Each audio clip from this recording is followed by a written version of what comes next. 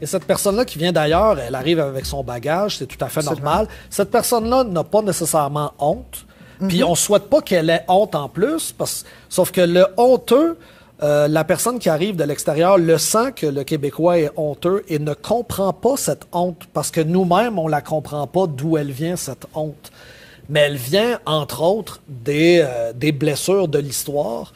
Et moi, j'ai la prétention que si on les révèle grâce à une prise de compréhension, peut-être qu'on va pouvoir en partie en guérir. En tout cas, c'est mon souhait, avoir une espèce de résilience. Comme dans toutes les problématiques. Ouais. Une fois qu'on la reconnaît, on a 50% du chemin de fait. J'aimerais ça, c'est mon souhait. Et je trouvais que c'est ça qui était le plus difficile, c'est de faire des recommandations, de faire des prescriptions sur que faire. Dans mon raisonnement par analogie, tu disais qu'on avait de la difficulté avec notre autonomie. C'est parce que je pense qu'on a stagné, on a bloqué à des moments clés de notre histoire.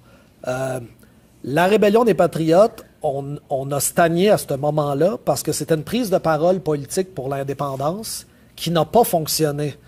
Donc, l'élite canadienne-française a été décapitée. Il y en a beaucoup qui ont été exilés, il y en a qui ont été pendus. Après ça, la société canadienne-française était complètement désorganisée.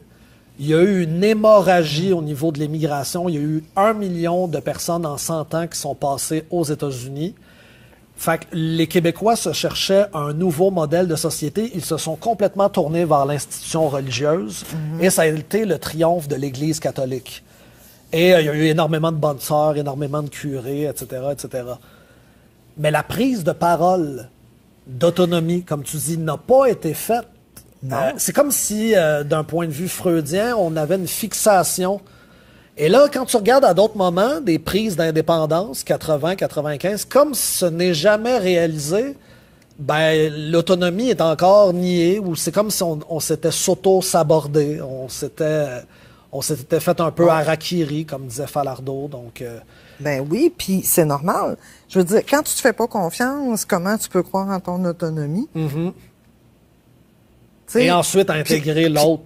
Intégrer l'autre. Ouais. Puis ensuite, penser que ton travail, que des forces qui existent, qui pourraient contribuer ailleurs, on y croit même pas.